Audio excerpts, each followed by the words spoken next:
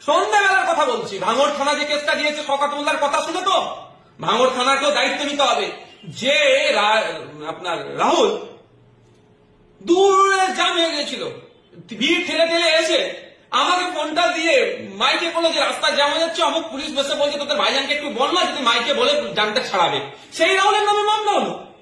যে আমাদের আব্দুল মালিক মোল্লা, সে সারা দিন তার তো কলকাতা কাটাচ্ছিল, কিন্তু জনগণের স্বার্থে সারাদিন ওখানে থেকে বুঝিয়ে বাজে ভাই এরকম করো না, এরা চাইছে একটা হিংসা করতে, তোমরা পাদে পা দেবে না, করে করে করে শান্ত করলো।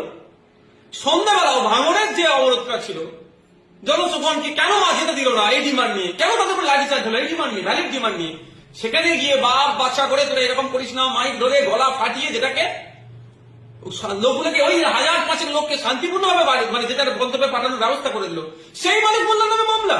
সেই সব রেকর্ডিং তো আমাদের কাছে আছে যে আমাদের নেতৃত্বরা কি বলছে। আমরা কিন্তু আইনের মাধ্যমে এটাকে ছেড়ে কথা বলবো না। অনেক হয়েছে ভাই।